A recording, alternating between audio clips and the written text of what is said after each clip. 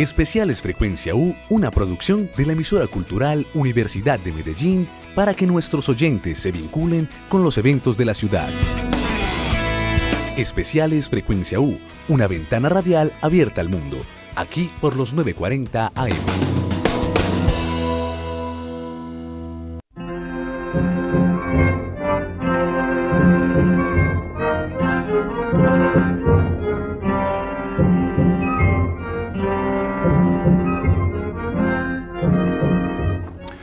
Un saludo cordial a todos los oyentes de Frecuencia U 940M. Hasta ahora comienza Especiales Frecuencia U. Yo soy José Antonio Planes, profesor del programa de Comunicación y Lenguajes Audiovisuales de la Facultad de Comunicación.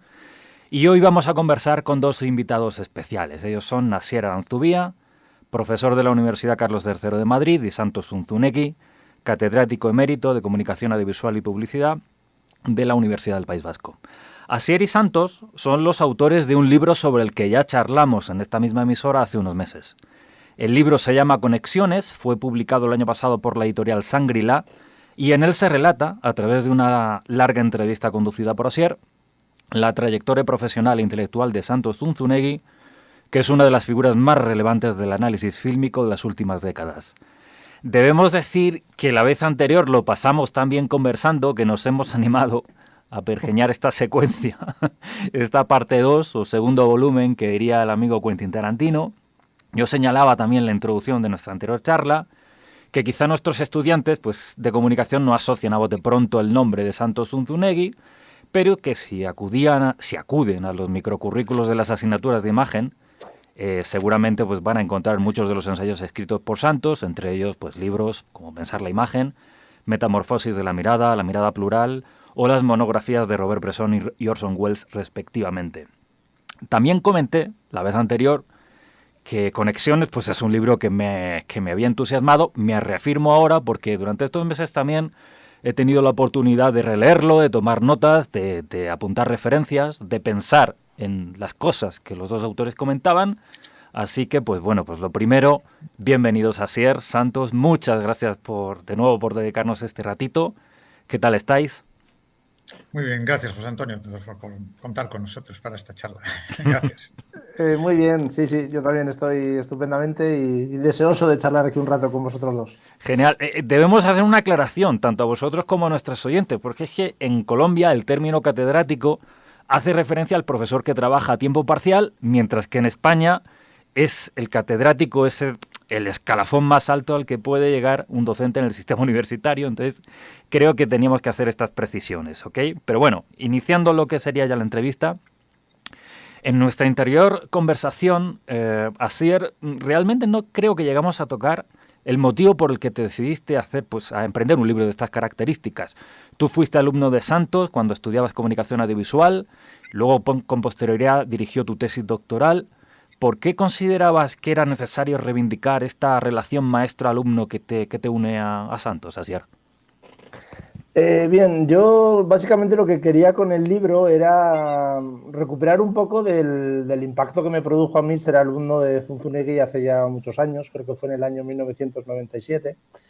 Tenía la impresión de que Santos, como tiene una carrera muy prolífica y ha escrito y ha dado muchas conferencias, me daba la impresión de que al Santos analista, historiador, semiólogo, se le conocía bien, pero nos faltaba acercarnos un poco a esa otra faceta, que es la faceta del profesor, que fue la que, como digo, despertó mi interés por el cine y sobre todo por la teoría, la historia y el análisis cinematográfico. Y yo quería recuperar algo de ese impacto a través de esta entrevista y a través de las páginas del libro Conexiones. También me parecía que podía ser interesante prestar atención al Santos, no sé cómo llamarlo, a la peripecia biográfica de Zunzunegui, ¿no? Me parecía que había cosas en el ambiente cultural de la cinefilia del País Vasco, del Bilbao de los años 60 y 70, o había aspectos relacionados con la creación de la Facultad de Ciencias Sociales y de la Información en la Universidad del País Vasco, sobre todo los relacionados con los años de plomo del terrorismo de ETA y cómo eso afectó a la vida docente y a la vida universitaria. Me parecía que había una serie de aspectos o por pensar también en la revista Contracampo, una revista muy importante en el ámbito de la crítica cinematográfica española, que tal vez podían dar juego y a los que tal vez merecía la pena prestar atención porque no se había contado gran cosa al respecto. Por otro lado, me gustaría añadir también que yo desde hace bastante tiempo estoy interesado en algo así como algo que podríamos llamar la historia de la crítica cinematográfica en España, y llevo tiempo escribiendo cosas sobre las revistas de cine en la Segunda República, durante el franquismo, en la transición, prestando una atención especial a eso que se conoció como el nuevo Frente Crítico, a revistas como Contracampo, La Mirada, e incluso he escrito alguna cosa sobre las revistas académicas de cine de las últimas décadas. Y es por esto que tengo un interés por los críticos y por los discursos, o mejor, por la evolución de los discursos en torno al cine en España a lo largo de las últimas décadas, y no cabe duda de que la figura de Santos Zunzunegui es muy importante en ese contexto. Tengo además la impresión de que aquí en España tendemos a citar con pleitesía y con gran fervor a muchos nombres anglosajones, yo que sé, a David Borwell, a Robert Spann, a Lev Manovich, a Henry Jenkins, ¿no? Y nos olvidamos de que aquí también contamos con estudiosos que tienen cosas tan interesantes que decir como estos que acabo de citar y a los que citamos constantemente mientras nos olvidamos de recuperar a nuestros propios maestros, y que en ocasiones tienen incluso cosas más interesantes, ¿no? Y es por eso que pienso que hacía falta, y por eso llevo unos años trabajando en ello, reivindicar un poco de dónde venimos y quiénes han intervenido en esta conversación en torno al cine antes que nosotros en este país, ¿no? Muy bien. Santos, has tenido una extensa carrera como docente. Tú, Asier, ahora mismo ejerces como profesor universitario. Es evidente que las nuevas generaciones disponen ahora de herramientas distintas para acceder y estudiar al cine, a diferencia de otros tiempos en los que al margen de las películas la lectura era, y todavía incluso es para muchos de nosotros, la vía principal pues para entender y profundizar mejor en sus mecanismos expresivos. ¿Vosotros pensáis, pregunto, que esta relegación de la lectura conlleva en el estudiante algún tipo de implicación importante, o consideráis que la lectura ha sido y es, pues ahora mismo, uno de los muchos medios que existe para aproximarse al cine? Santos, Asier. Si tuviera que decir algo, yo diría que siempre me llama la atención cuando leo estas cosas que aparecen en los periódicos, que dicen que los estudiantes de hoy no pueden aguantar una charla de más de 10 minutos porque ya se pierden, y entonces las ideas, y que no pueden leer tampoco muchas páginas porque se pierden también en el bosque de las palabras. Yo no me lo acabo de creer del todo. En cualquier caso, lo que sí creo que pasa hoy en día, y que yo creo que es normal que pase, es que a mí, que quizás el libro como tal, no vaya a ocupar el mismo lugar que ha ocupado en los años de historia anteriores, o que los libros sea otra cosa. A mí lo que me interesa es la lectura, y la lectura no es algo que únicamente dependa de ese maravilloso objeto en forma de ladrillo que se desplegaba en las páginas escritas. Es decir, hay que leer el mundo. Claro. Hay que leer el mundo. Nos guste o no nos guste, si queremos, para mudarnos por el mundo, lo leemos permanentemente. Eso me lo enseñó a mí la semiótica estructural cuando define la noción de mundo natural. El mundo natural es algo en el que nos movemos y donde permanentemente leemos los discursos que pronuncia desde el punto de vista que a nosotros nos interesa. Por eso la lectura no va a desaparecer nunca, la lectura es siempre necesaria, y no me importa poco si esto se hace sobre un papel escrito, si esto se hace viendo una película, aunque no me gusta la expresión de lectura de las películas, porque suena un poco a academia, un poco rancia. Es decir, vamos a leer esta película, Pero como no me gusta tampoco la palabra texto repetida una y otra vez para parecer universitario. Pero, repito, no me interesa tanto el libro como la lectura. Sería un poco así una síntesis de mi posición. Yo no me asustaría. Yo les escuchaba cuando empecé a ver películas así de manera consciente, les escuchaba decir a los cinéfilos Recuerdo sobre todo el programa de José Luis García en televisión española, ¿no? Se reunían ahí después de ver una película, hablar de la película, en la que repetían una y otra vez eso de que para aprender cine hay que ver mucho cine, ¿vale?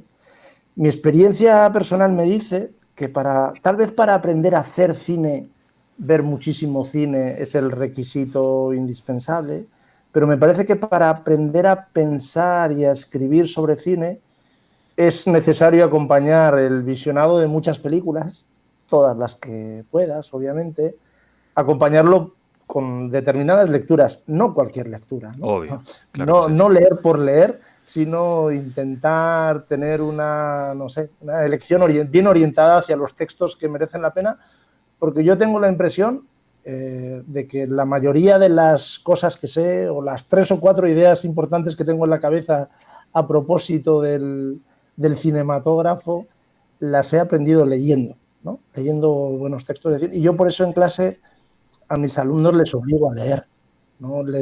Hay varios textos de lectura obligatoria, porque independientemente de si los alumnos tienen más o menos dificultades a la hora de enfrentarse a un texto, cosa que no lo sé, sí, yo también estoy de acuerdo con Santos en que, bueno, habría que verlo, ¿no? ¿Qué alumnos y en qué circunstancias y frente a qué textos, ¿no? Frente a qué libros. Yo les obligo a leer varias cosas, entre ellas un texto de Santos que he descubierto hace poquito, que a Santos no le gusta mucho, pero a mí sí, y que mis alumnos tienen que leer obligatoriamente. Es un texto que originariamente se llamó 3 tristes tópicos y que ahora creo que lleva el título de Acerca del análisis fílmico, que está colgado por ahí en alguna revista académica y que para mí es un excelente texto para empezar a pensar los problemas fundamentales a propósito del análisis fílmico. Yo, como en este momento no me acuerdo exactamente de lo que decía ese texto, yo puedo reivindicar mi inocencia. Lo único que retengo, porque sí me parece interesante. Supongo que alguien se habrá fijado, porque es bastante obvio, que yo suelo titular casi todos mis textos con títulos ya utilizados por títulos que provienen, digamos, de patrimonio de gente que ha titulado bien. Entonces yo te recojo, y 3 tristes tópicos, a su manera, es un homenaje a un crítico de cine, a Guillermo Cabrera Infante, en su función de crítico de cine. Me sorprendió muchísimo, Santos, que dijeras en el libro que te gustaba Guillermo Cabrera Infante, porque entendía que es un crítico que está como muy ajeno a las demarcaciones en las que tú trabajas en cine. Yo creo que debo explicar por qué me gusta. Sí. Me gustan mucho, además, sus textos, cuanto más cortos mejor. Esos cortos en que 2 líneas ejecuta una película. Y en este momento, en la que hay tanto cine prescindible, pues en vez de dedicar, como algunas de revistas, y algunas incluso en las que yo colaboro, dedican largos, y voy a decir sesudos, pero no son muy sesudos, pero largos artículos para defender o algunas cosas que se hace por ahí, pues el modelo Cabrera Infante, con el sable bien afilado, la katana bien afilada, 3 líneas para desprenderse de material que no necesita perder más tiempo con él, ¿no? Yo solo debo reivindicar, es una crítica ejecutiva, que te permite desprenderte de toda esta morralla y dedicarte realmente a las películas que merecen la pena. Entonces, bueno, tengo una cierta admiración por G. Caín, como firmaba el bueno de Cabrera Infante. Gustos, ¿coincido con él? Pues coincido en lo que coincido y no coincido en lo que no coincido, pero eso me pasa con todos los críticos del mundo. O sea, sí. Es decir, yo tengo mi manera de ver el cine, me gusta lo que me gusta y no estoy muy preocupado hasta qué punto coincido o no con otros. Los círculos a veces se intersectan entre sí, más, menos, con algunos tengo más afinidades que otros. No soy un gran lector de críticos, tampoco ni de... En España no hay mucho que leer en ese terreno, para que nos vamos a engañar. Vamos a volver a las bases con las que has trabajado el análisis fílmico, Santos, que ya abordamos en la entrevista anterior, hacia esa materialidad con que se articulan las imágenes y los sonidos de un objeto audiovisual para generar unas instrucciones sobre cómo debemos leerlo e interpretarlo. Me pregunto, ¿cuándo es legítimo salir del texto y de proveernos de conocimientos que están fuera de él? Y te pongo un ejemplo que conoces perfectamente. Octubre, de Sergei Mikhailovich Eisenstein, película 1927. ¿No consideras que por mucho que seamos capaces de identificar las maniobras expresivas de la película, un espectador con conocimientos más exhaustivos sobre los episodios históricos que se recrean en la misma va a obtener una lectura mucho más rica que otro espectador que no disponga de esos conocimientos? Para eso habría que sostener algo que yo no estoy seguro de sostener, que es que Octubre de Sergei Eisenstein sea una reproducción documental de los acontecimientos que pasaron. En cuyo caso es evidente que todo lo que nos venga de fuera puede ser interesante para tener la ilusión de que lo sabemos todo sobre los 10 días que conmovieron al mundo. Pero es que yo creo que el problema que plantea Octubre no es ese. El problema que plantea Octubre es lo que Octubre dice sobre esos acontecimientos. Ajá. Es decir, es lo que la película dice, que no lo dice todo, pero lo que dice lo dice muy claramente y de manera orientada. Y además se toma libertades con la realidad, como si uno conoce bien la película. Por ejemplo, la escena probablemente la más hermosa visualmente de la película, la más impactante, la escena de la apertura de los puentes. Sí, total. En las jornadas de febrero se reprime a la manifestación. Esos puentes no se abrieron nunca en San Petersburgo en esa manifestación. Es invención pura de Sergei Eisenstein. Es decir, que Eisenstein en su película convoca un cierto saber para saber de qué trata Octubre de Eisenstein, que es lo que a mí me interesa. Y Octubre de Eisenstein no es una enciclopedia sobre los acontecimientos de octubre. Es, por el contrario, una intervención muy particular, perfectamente orientada. Y a mí lo que me interesa es escribir esa orientación. Por tanto, si queremos saber o creer que por leer 40 libros más que vamos cogiendo aquí y allá sobre la Revolución Rusa, los 10 días que conmovieron al mundo, estamos mejor armados para entender octubre, yo creo que eso es una equivocación. Yo soy mucho más modesto. Creo que atendiendo a lo que me dice octubre que necesito para entender octubre, voy a ir más rápido y voy a pillar mejor eso que Eisenstein quiere decirme. Eisenstein, lo que me dice la película. Perdón, ¿No es esta una ocasión, Santos, también para aplicar eso que tú llamas el contexto pertinente? Puesto que la película se enmarca dentro de unos determinados acontecimientamientos históricos, por mucho que hable de otra forma. Sí, pero es el contexto pertinente. El contexto pertinente es cómo la película trata esos acontecimientos reales. O sea, es decir, por ejemplo, insisto, esa escena que no existió es central para el pathos, que se llamaba Eisenstein, ¿no? Para la construcción, digamos, de un lugar para el espectador. Donde le coloca Eisenstein al espectador con esa escena que no pasó nunca en la realidad. No pasó eso. Da igual. O sea, pero es que vamos a ver, lo diré de otra manera más provocadora, si se quiere. Para mí no es la Revolución de Octubre la que precede a la película. Lo que yo sostengo es que Octubre crea una imagen de la Revolución de Octubre. Y eso lo hace la película. Esa es mi tesis, una tesis fuerte. Fuerte. Reconozco, despierta muchas dudas o puede ser discutida, pero podemos hacerlo si queréis discutirlo. El triángulo de aproximación siempre es ese.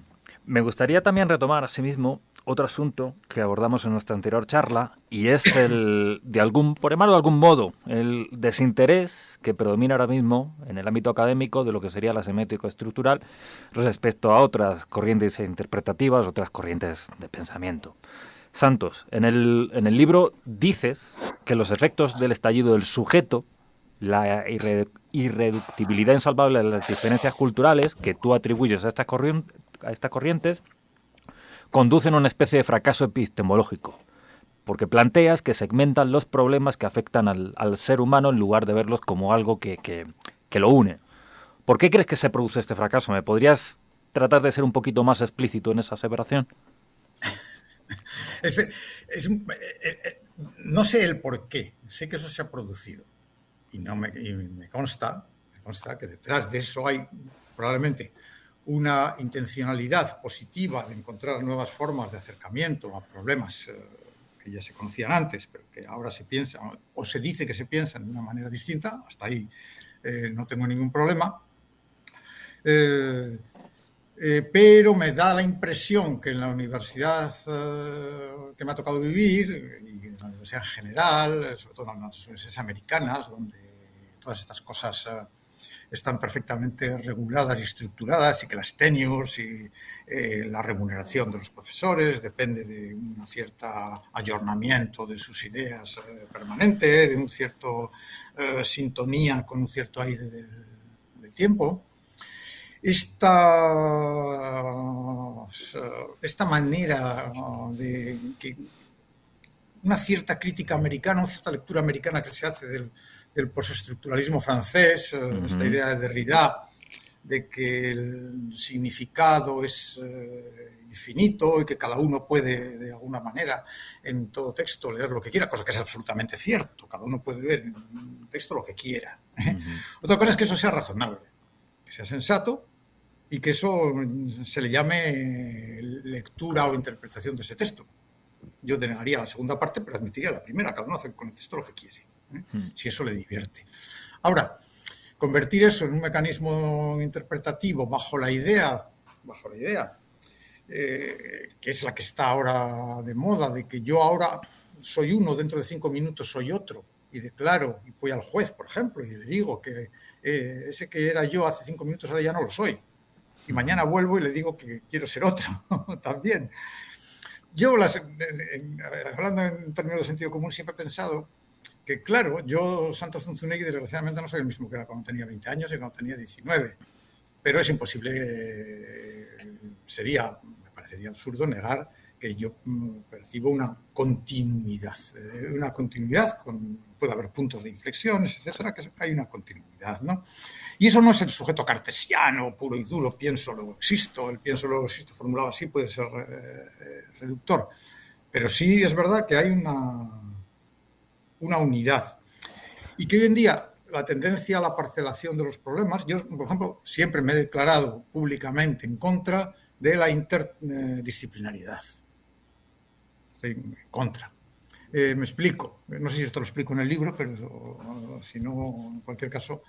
¿Qué quiero decir yo? Pues lo que quiero decir es que yo creo que es mucho más rentable reconocer que los problemas del mundo, cuando digo los problemas del mundo, digo desde los problemas que se plantean leyendo una noticia periodística o leyendo una novela o simplemente discutiendo con tu pareja en casa. Sí. Los problemas del mundo son problemas que tienen muchos, que son multifacéticos. Claro. De ahí algunos han deducido que como los problemas son complejos y multifacéticos, hacen falta un mix de teorías, construir un mix de teorías que pueda abordar a la vez todos esos problemas y hacer una especie de gran batiburrillo de teorías. Yo sostengo la idea contraria.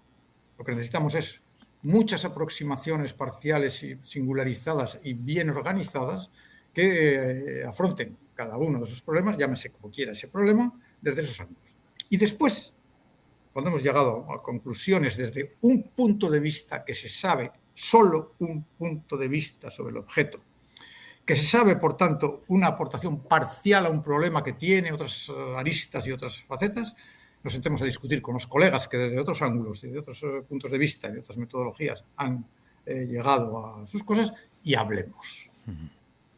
Es decir, si esto es la interdisciplinaridad, bienvenida sea. Si es una especie de Frankenstein, de cojo una cosa de aquí, otra de allí y las mezclo antes de empezar el análisis para producir, digamos, un saber definitivo y global sobre el objeto de análisis, conmigo que no cuenten.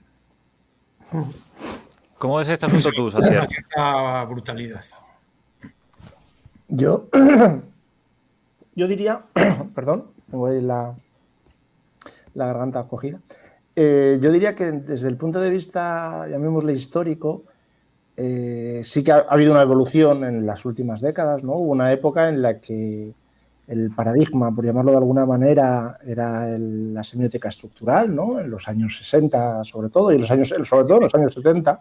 Debo decir que esto no es verdad, pero luego lo matizaré en qué sentido no es verdad. Vale, bueno, así para hacer Es una mentira interesada que ha sido porque la semiótica estructural nadie la practica.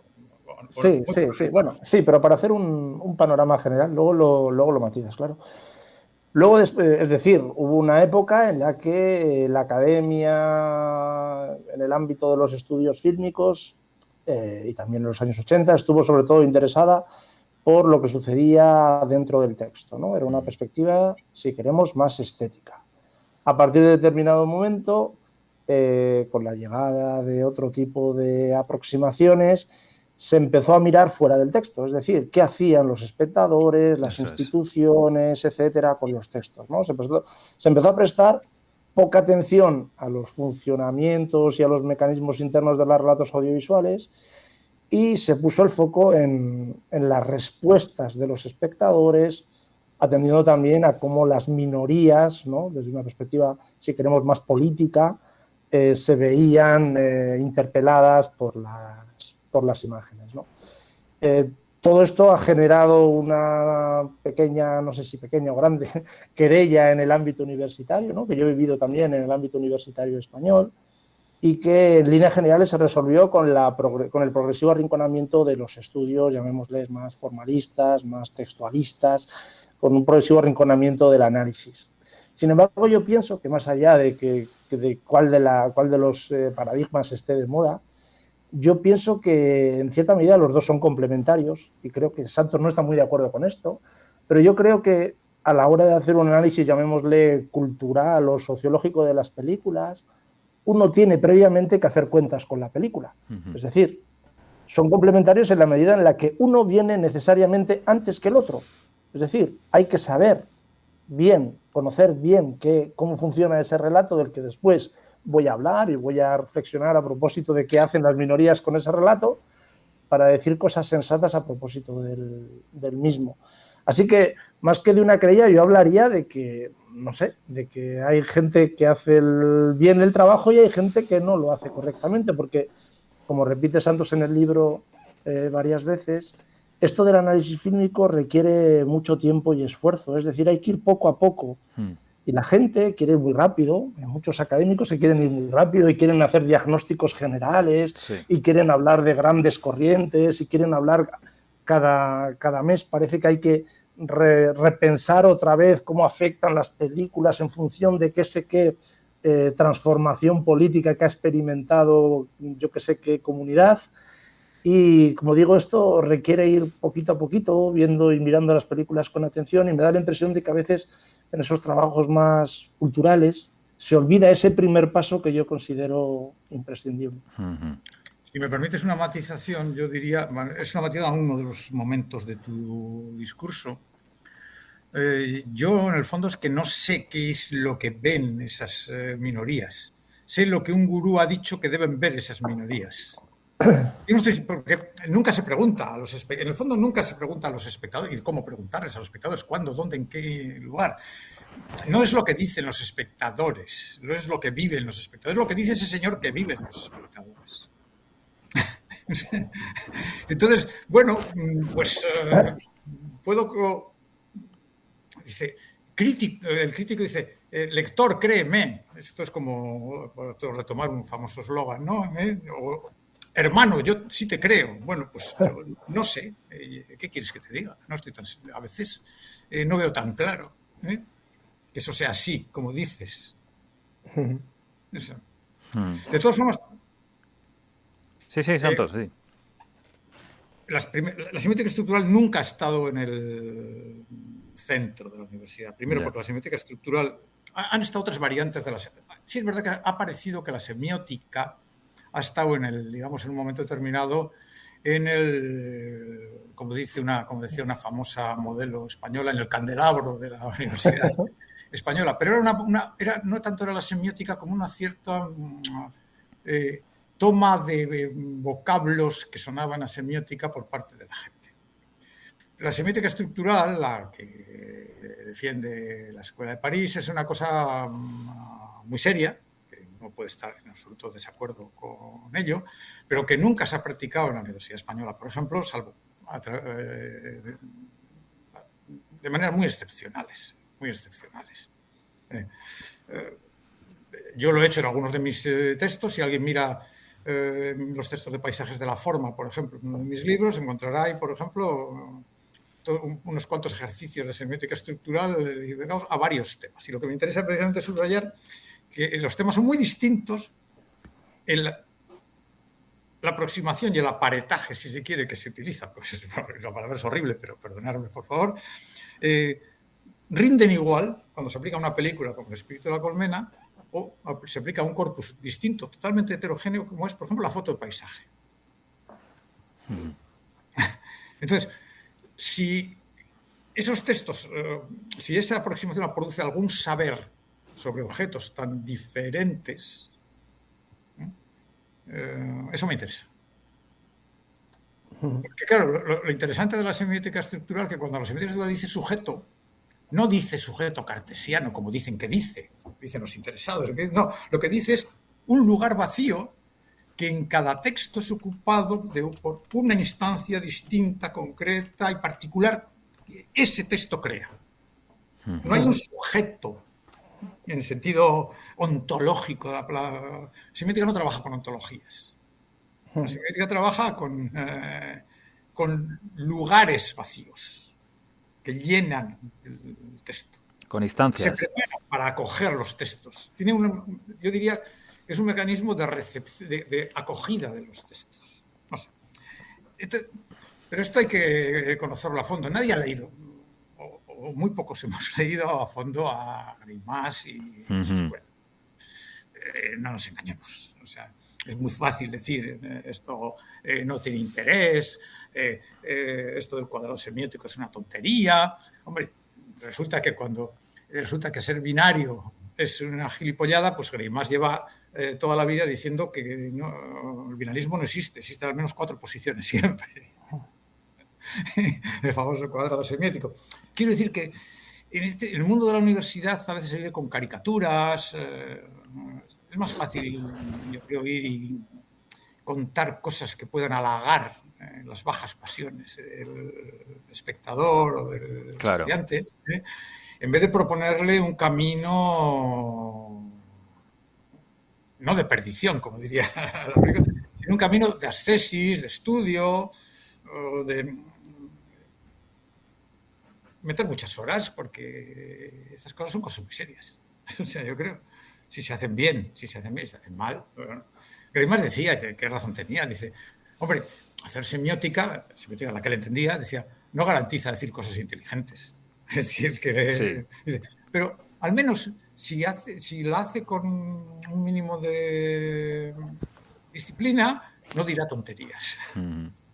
A mí, tal y como están las cosas. Y sobre todo también porque analizar todas estas cosas, los procesos significantes, al final lleva mucho tiempo. De hecho, es que nosotros nos movemos quizá en un ámbito... A mí me lleva mucho tiempo. Nos movemos en un ámbito donde a veces nuestros amigos, nuestros familiares creen que vamos a decirles la verdad universal sobre la última película que ha surgido. Y yo muchas veces digo, mira, no tengo ni idea. O sea, no tengo ni idea. No la he visto.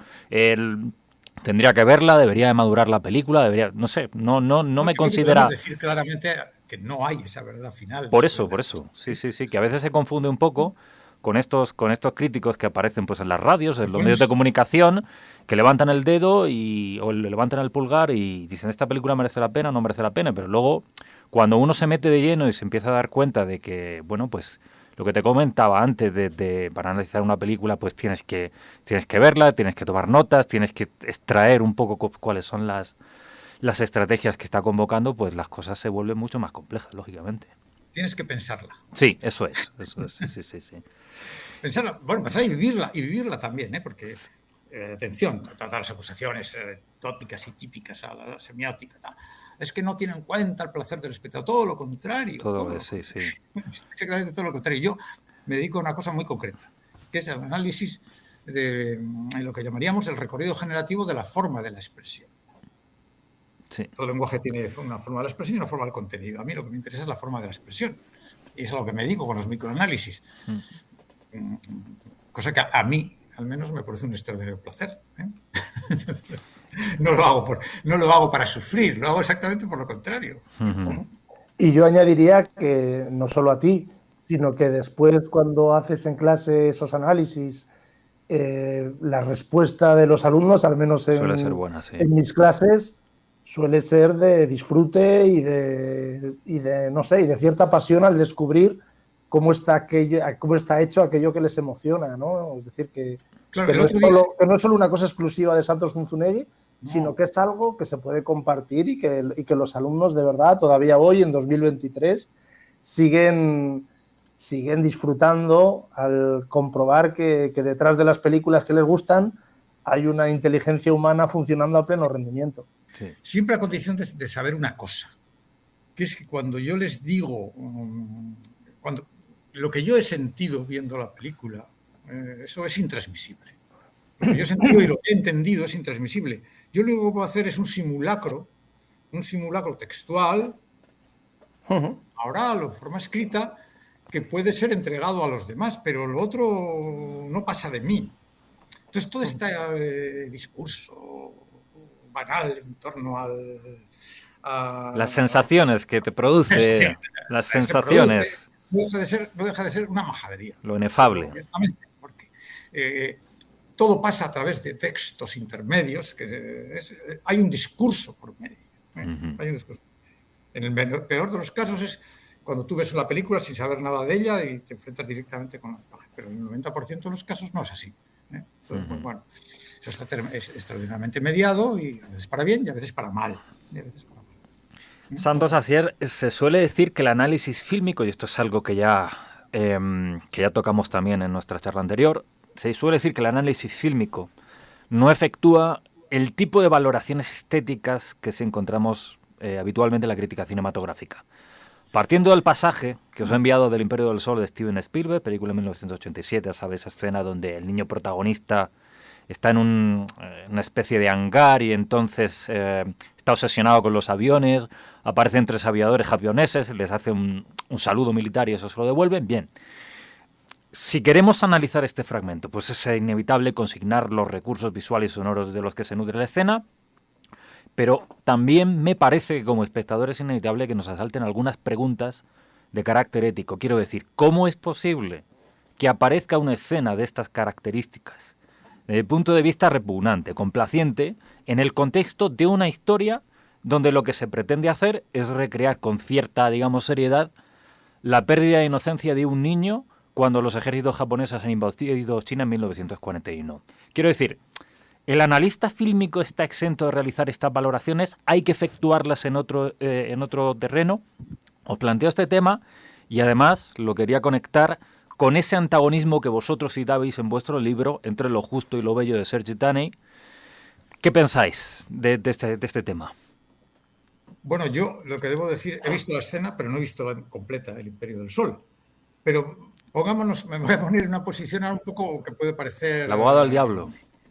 Sí, bueno, yo cuando lo he visto he dicho, coño, Spielberg, dice, hay que tener valor para mostrar la fascinación de un niño por los pilotos japoneses, exactamente el enemigo. Es decir, hay algo a mí me funciona, bueno, toda la parafernalia de la música de John Williams, eso, tal, las contraluces, todo eso es horroroso. No hay palabras para describir la nulidad absoluta y bueno. Pero hay algo que es precisamente decir, es que el mal es fascinante. Y eso hay que mostrarlo. Bueno, me ha dejado un poquito tocado. No he visto la película. Pensaba que la habías visto. Pensaba que la habías visto, Santos. No. Pero si eso no... Procuro no meterme en Spielberg. En cuanto a lo que dices... Me ha parecido... Bueno, digo, vaya. O sea, porque... Eso existe, y la fascinación por eso existe. Eso que muestra Spielberg, ese niño fascinado por los pilotos japoneses, la puesta de sol, la materialidad de esos cazas maravillosos que tienen los japoneses, el poder. Bueno, habría que ver cómo sigue eso, pero hasta ahí. Sobre lo que dices de los críticos y los analistas y la valoración, sé que a Santos aquí tampoco le gusta hacer distingos o diferenciar mucho entre la escritura crítica y la escritura analítica, pero yo sí creo que el crítico de cine es alguien que generalmente valora una película porque una de sus funciones es decirle al lector que lee la crítica antes de ir a ver la película, si generalmente, ¿no?, sobre todo los que escriben en medios de comunicación de masas, si la película en cuestión merece la pena, ¿no? Si merece la pena gastarse el dinero para ver esa película en el cine, ¿no? El crítico es alguien que en buena medida recomienda o no películas y por eso es alguien que se tiene que mojar, que tiene que valorar, que tiene que decir, como Cabrera Infante, esto es una birria o esto es excelente. En cambio, cuando intentamos definir qué cosa es el análisis de la imagen audiovisual, decimos que la función principal del analista no es valorar, no es esa, no es decirle al espectador si la película es buena o mala, sino que su función principal es explicar cómo la película dice lo que dice. Aunque claro, todo análisis inevitablemente valora aquello sobre lo que está escribiendo. Desde el momento en que tú eliges una película y no otra, ya estás valorando. Es decir, estás buscando aquellas obras que, por la razón que sea, aportan algo a nuestra manera de mirar y a nuestra manera de entender el cine, ¿no? O sea que la valoración siempre está ahí. Y lógicamente, cuando uno se pone a analizar una secuencia concreta en la que entran en juego cuestiones éticas, como las que tú acabas de mencionar, José Antonio, el analista no solo valora, sino que está obligado a valorar y a construir un argumento a propósito de qué manera se relacionan ahí los materiales que están en juego, ¿no? Tanto los formales como los narrativos, etcétera, ¿no? Y qué se puede extraer de eso. Sí, bueno, yo para decirlo rápido, estaba precisamente buscando el título para una conferencia que tengo que dar en noviembre en Castellón. Creo que ya lo tengo porque lo he encontrado leyendo unos viejos textos, ¿no? Dice, el qué es el cómo. Claro. Eso lo decía Víctor Perkins, el señor que los libros están traducidos al castellano, pero no sé si alguien se acuerda de él ya. Yo debo tener uno por aquí, de una librería de viejo. El lenguaje del cine se titula así un capítulo. Sí. El cómo es el qué. Yo diría, para que se entienda mejor, el qué es el cómo, pero dice, ¿cómo es qué? ¿Cómo es qué? Yo creo que lo han traducido. ¿Cómo es qué? Bueno, pues ese cómo es qué es lo que a mí me interesa. Y mi tarea es explicarle o hacerle ver al espectador, y claro, el cómo está el qué. Es que no, vamos a ver, que a estas alturas tengamos que estar discutiendo, que sí, no hay otra manera de acercarse al qué si no es a través del cómo. me parece que es perder mucho tiempo, yo creo. Ajá. Vamos directamente a hablar del tema y no sigamos. Me gustaría seguir incidiendo un poco más en este punto, un poco en el sacar a la luz un poco los planteamientos estéticos que a veces subyacen a determinadas estrategias narrativas expresivas. Y en el libro, Santos, en Conexiones, también decías que todos los grandes cineastas son maestros del fuera de campo. Entonces, eso también me llevaba a pensar dos formas de comunicar. Pues una manera en donde las cosas se dicen de forma poco interesante, de una manera explícita, y de otra en donde los mensajes parece que están poco distribuidos o subyacen a lo que serían las formas. Otra forma más implícita, como el fragmento, me parece a mí, que os he enviado de la película Amén, la película Costa Gavras de 2002, ya sabéis, oficial nazi averigua con estupefacción pues, para qué se estaban utilizando los productos químicos que se estaban enviando a los campos de concentración, sintetizando mucho lo que allí sucedía, pues frente a unas miradas adiestradas que comulgan con el horror, pues surge otra que pone de manifiesto una versión espontánea, no disimulada, hacia lo que están contemplando sus compañeros. Claro, en la escena en ningún momento aparece lo que están viendo los personajes en la cámara de gas. Entonces, esa forma de organizar el discurso se aleja de lo que Jarry Beck denunciaba, ¿no?, en su célebre texto de la eyección como espectáculo, voyerismo, pornografía. ¿Consideráis que esto es todavía un criterio pertinente que debemos seguir aplicando todavía o es algo que digamos que deberíamos pasar página? ¿Qué pensáis? Bueno, yo creo que el texto, yo estoy en desacuerdo absoluto con el texto de Ribet, que lo he manifestado repetidas veces, del que Daney hizo una especie de mitología, porque yo creo que no hay ninguna manera de rodar que esté prohibida, ninguna.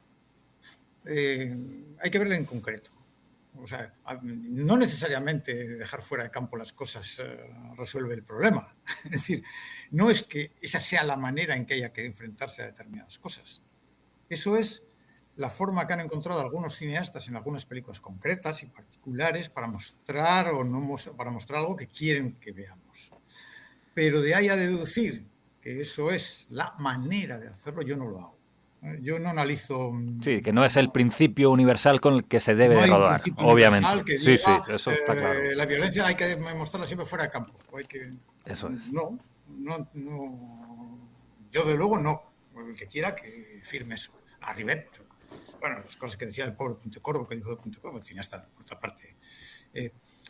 Yo ese texto, a mí me parece un texto que crea más problemas que los que resuelve, el texto de Rivet, porque tiene algo de lo que tenía la escritura del los Calles Amarillos, ¿no? Un poco de dogma. Sí, una especie de prescripción, ¿cierto? Prescripciones. Eso es. Yo no creo en las prescripciones en el mundo del arte, porque a mí lo que me interesa son las poéticas, y la poética es, y aquí estamos en pleno terreno de la filosofía, en pleno terreno de la estética, la poética es siempre rigurosamente individual.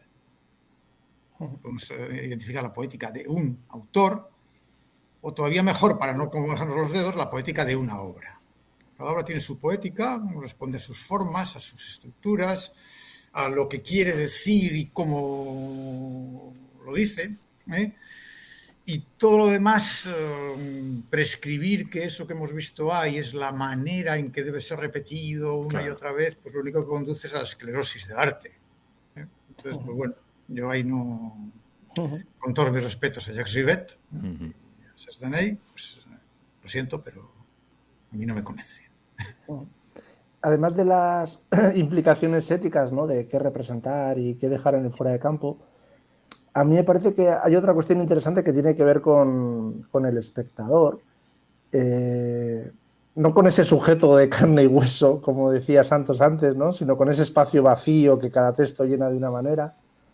Y creo que de esto hablaba Santos también en una clase a propósito del abanico de Lady Windermere, allá por 1997, que tiene que ver con el hecho de que cuando los cineastas trabajan con el fuera de campo, y Lubitsch es un ejemplo paradigmático de esto, le hacen al espectador colaborar un poquito más que el resto de los cineastas, en la medida en que Lubitsch es un cineasta que a través de diferentes indicios, ¿no? La parte de un cuerpo, lo que se ha dicho antes, un sonido que llega del fuera de campo, estimula también la imaginación. Eso es, a partir de diferentes indicios, le obliga al espectador a construir él mismo esa imagen que el relato ha anunciado pero que finalmente le niega, ¿no? Claro. Y creo que desde el punto de vista del espectador es, y esto nos lo explicaba Santos en clase, es extraordinariamente gratificante poder llegar a esa imagen por sí mismo. Recuerdo además que, aunque no tenía que ver directamente con esto, recuerdo que en aquel curso de 1997 Santos nos obligaba a leer un texto de Eisenstein que se llamaba Montaje 1938, en el que Eisenstein explicaba que buena parte del montaje, tal y como lo entendía él, y hablaba del arte en general, depende del hecho de que el texto le obliga al espectador a reconstruir ese itinerario que el creador ha diseñado previamente para llegar a la imagen.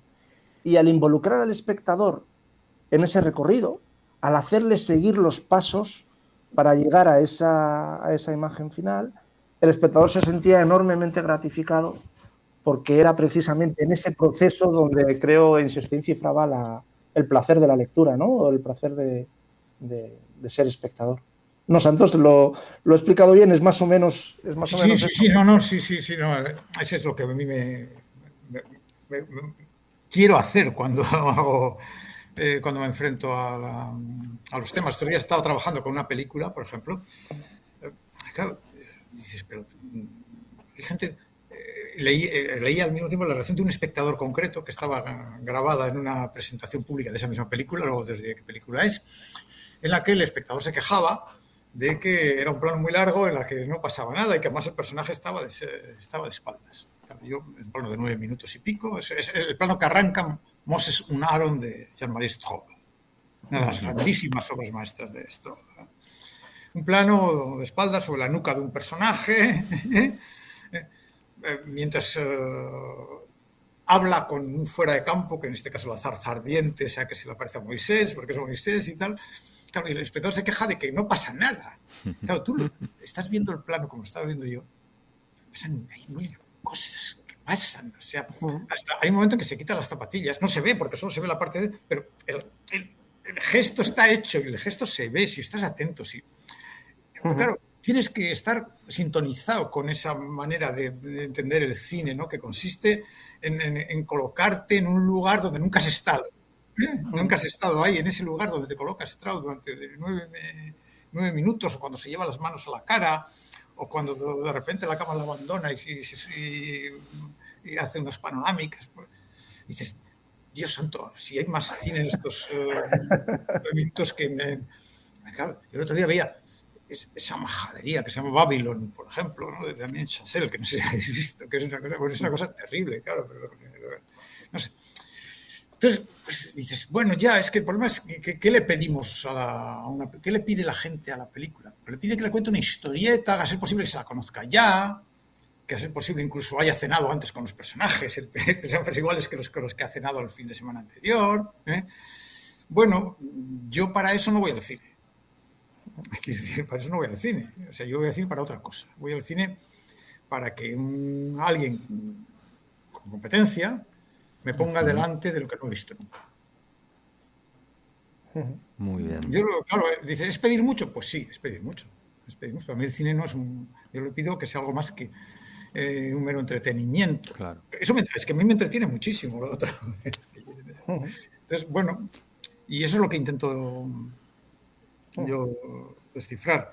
Y claro, eso tiene implicaciones, claro que tiene implicaciones, volvamos un poco para atrás, implicaciones éticas muy importantes.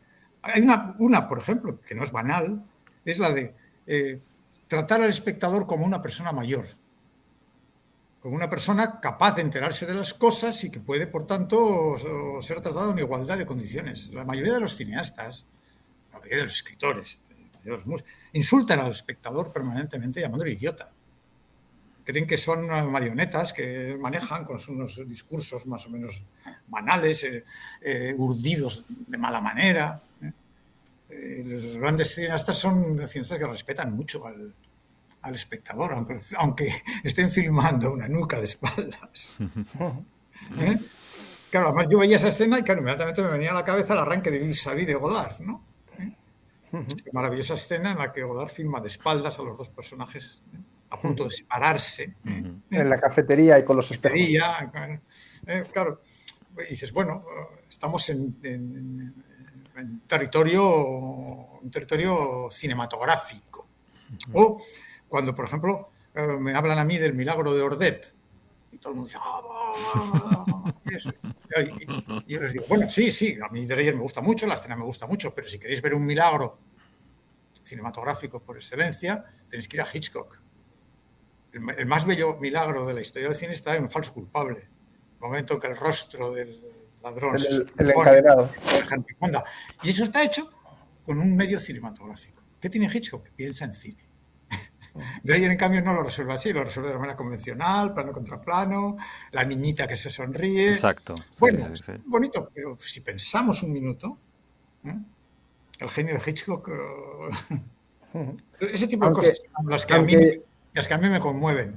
Pero... Aunque ya que ha salido Ordet, y salió también el otro día en una presentación que hicimos del último libro de Santos, cuando has preguntado antes por el fuera de campo, yo me he acordado precisamente de Ordet porque la vi hace poquito otra vez, el momento en el que sacan el cuerpo del bebé sin vida del interior de la madre. Obviamente no vemos nada, vemos solo al médico y el instrumental quirúrgico, pero a través del sonido y de un comentario y poco más, asistimos a una de las secuencias más espeluznantes de la historia del cine, ¿no? Es decir, solo con el ruido que hace ese instrumental quirúrgico, el espectador queda completamente sobrecogido. No quede duda, Ordet es una obra maestra.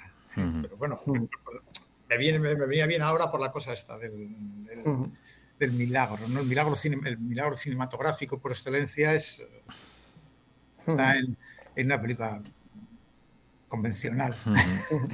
Y eso que decías del plano de... Perdona, José Antonio. Dale, eso que decías del plano de los Strauss, yo les suelo decir a mis alumnos, cuando les pongo el plano final de A través de los olivos, ¿no? Y algunos se quejan y protestan, ¿no? Brutal. De que no pasa nada, ¿no? Yo lo pongo precisamente para explicarles eso que ha dicho Santos ahora, ¿no? De que en un plano general, con 2 puntitos blancos al fondo, corriendo el uno detrás del otro, pasan muchísimas cosas a condición de que uno esté dispuesto a mirar con atención y tenga paciencia, ¿no? En cambio, en esas otras películas en las que el espectador se ve abrumado, por ejemplo, yo siempre les pongo el ejemplo del Caballero Oscuro de Christopher Nolan, ¿no? Película en la que yo en un determinado momento ya me rindo. Hay tantísimas informaciones, tantísimos personajes, hay tantísima acción que yo digo, bueno, voy a olvidarme completamente de por dónde iba la trama y voy a fijarme en alguna otra cosa, a ver qué saco en claro de esto, porque la película no me deja respirar, no me deja mirar, me tiene completamente agotado, ¿no? En cambio, este tipo de cineastas, ¿no? Como el que acaba de mencionar Santos, como los Strauss, yo también me estaba acordando de la nuca de los Dardenne, ¿no? La cámara en la nuca de los Dardenne. O en esa película en la desconocida se llama, en la de la enfermera, ¿no? Ese momento final en el que le ayuda a una anciana a subir un escalón, ¿no? Cielo santo. Cualquier espectador de estos diría, pero si no pasa nada, ¿cómo que no pasa nada? El plano genial, es el plano que cierra la película, claro, es el momento en que ayuda a la viejecilla a entrar en el centro de salud, ese cutre en el que trabaja la pobre. Muy bien, me están haciendo indicaciones, la verdad es que estamos disfrutando como la vez anterior y podríamos estar charlando durante muchísimo más tiempo, pero ya me están haciendo indicaciones, así que vamos a ir cerrando. Nos han quedado algunas preguntas en el tintero, pero quién sabe, a lo mejor ya de manera presencial tenemos la oportunidad de que nos visitéis en algún momento. En fin, que nada, que ha sido un placer estar aquí conversando con vosotros. Yo solamente también me gustaría decir que Conexiones es un libro que está publicado por Shangri-La, una editorial española, que además suele tener una muy buena distribución en Colombia, entonces que el libro se puede adquirir a través de una librería tradicional o en su defecto en una librería online. Quiero también añadir que la información que va a tener esta entrevista, tanto en la web como en las redes sociales, voy a dejar los enlaces de los fragmentos que hemos comentado y también voy a dejar otro adicional con el ciclo de conferencias que Santos pronunció para la Elías Querejeta Cinescola. Son 11 conferencias disponibles en YouTube en las que se analizan 11 películas esenciales de la historia del cine para Santos. Creo que con estas conferencias pues, son una muy buena puerta de entrada para quien no conozca la manera en que Santos entiende, analiza el cine. Así que, Santos Asier, ha sido un auténtico placer. Muchas gracias por este ratito y nada, seguiremos en contacto. Si me permites, no sé si conoces, pues, tiene algunos aspectos que me interesa que le den una vuelta.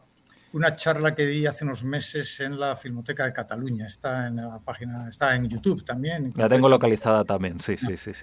Que bueno, entra a saco en algunos temas. Ubicaré también ahí el enlace, sí, pero yo la había visto también estos meses, sí. Sí. Pues autorrecomendarnos.